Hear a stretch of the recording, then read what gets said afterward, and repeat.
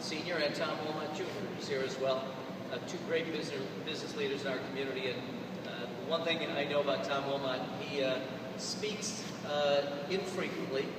And when he speaks, people should listen because he has something to say and he knows a great deal about economic opportunities, not only in our community but across the country. He's one of our community's great resources, and I'm honored that he'd be here, and I thank him very much for his kind words. I also want to acknowledge Jeff Hawkins, who is the person who runs this great facility. The Rochester Blue Cross Blue Shield Arena War Memorial is the venue for the Rochester Americans and the Rochester Nighthawks. And Rochester has a reputation. I think we're called the minor league sports capital of the United States, and that's because of the great franchises that have been here and have prospered.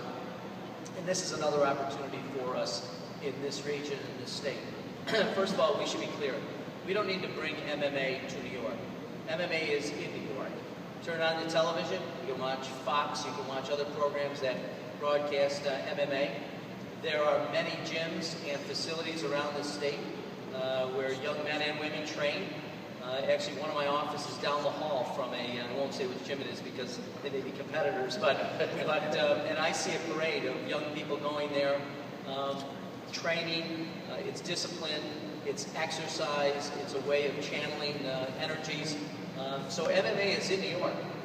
The only thing that MMA is not allowed to do, despite its being virtually ubiquitous, is you can't host a professional event in New York. In fact, it's interesting. I got my copy last week of ESPN's 15th anniversary magazine, and on the cover, Ronda Rousey, who is the world champion, which says that this is Main Street. This is the fastest growing sport in America.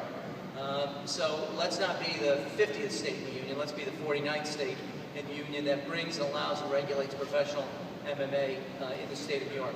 I think Tom and Lorenzo did a great job of outlining the economic benefits, but let me just say again, particularly in upstate New York, not to mention that Madison Square Garden, New York City venue, is probably the most iconic site for boxing in history.